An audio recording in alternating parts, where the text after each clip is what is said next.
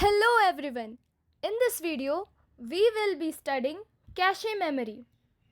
This video is presented to you by the students of Vishwakarma Institute of Technology from first year Division B, Batch 1, Group 4. These are the members in the group. So, what is cache memory? It is a supplementary memory system that temporarily stores frequently used instructions and data for quicker processing by the central processing unit of a computer. It holds a copy of most frequently used information or program codes stored in the main memory.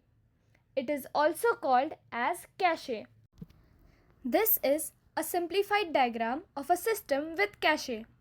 In this system, every time the CPU performs a read or write, the cache may intercept the bus transaction, allowing the cache to decrease the response time of the system. So, how cache memory works? When the processor needs to access data, it first checks the cache memory. If the data is found in the cache, it can be retrieved quickly.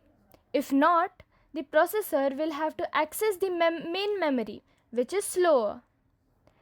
Cache memory uses a technique called caching algorithms to decide which data to store in the cache. Popular algorithms include least recently used, LRU, first in first out, FIFO, and random replacement. I'm going to tell you about cache hit, cache miss, and hit ratio.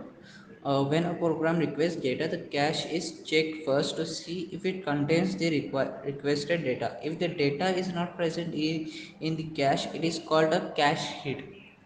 If the data is not present in the cache and has to be fetched from the original source, it is called as a cache miss. A cache hit ratio is also known as a cache hit rate, is a percentage of cache access that require in a cache hit.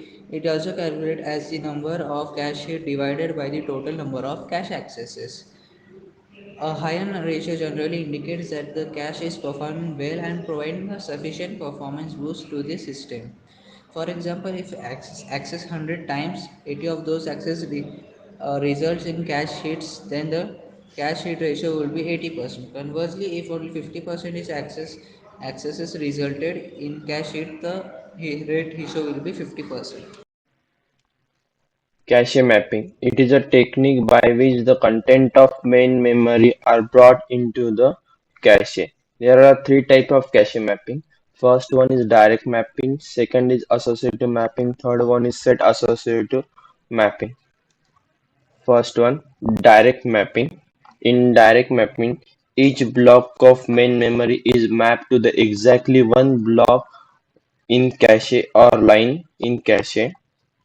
The advantage of direct mapping is that it is a simple to implement and require less amount of hardware. The second one is associative mapping. In associative mapping, each block of main memory can be mapped to the any block in cache, and mapping is determined dynamically based on content of memory block. The advantage of associative mapping is that it provides flexibility in storing data. It is also more complex to implement and require more hardware as the cache controller needs to perform search operation for each memory access. Set associative mapping. This form of mapping is an enhanced form of direct mapping where the drawbacks of direct mapping are removed. In set associative mapping, the cache is divided into sets and each set contains a fixed number of cache blocks. Each memory block can be mapped to any of the cache blocks in the set, but the mapping is restricted to a specific subset of the cache blocks. Cache memory and multi-core processors.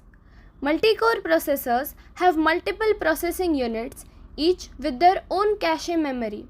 This allows for even faster data access and improved system performance. However, multi-core processors also introduce new challenges for cache memory management. Each core may access the same data, leading to potential conflicts and decreased efficiency. Advantages of cache memory. Cache memory improves system performance by reducing the time it takes for the processor to access data.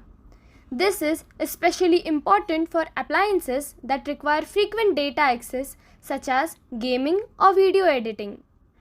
Cache memory also reduces the load on the main memory, freeing up resources for other tasks. This can lead to overall improved system stability and responsiveness.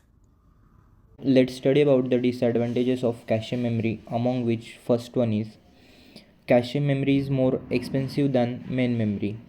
So larger caches will significantly increase the cost of a system. Larger cache consumes more power, which directly impact battery life in portable devices.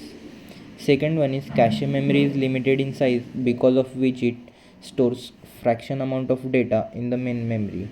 This means that all data cannot be cached. Some data need to be accessed directly from the main memory. Again, one of the disadvantages is if the computer is turned off, the data stored in them is not saved, it gets destroyed. Now we will study about the future of cache memory. As technology continues to advance, cache memory is likely to become even faster and more efficient. New caching algorithms and techniques are being developed to improve cache hit rates and reduce conflicts. Again, one more important is cache memory is also being integrated into other types of memory such as non-volatile memory and storage class memory. This could lead to even faster and more reliable data access in the future. Thank you.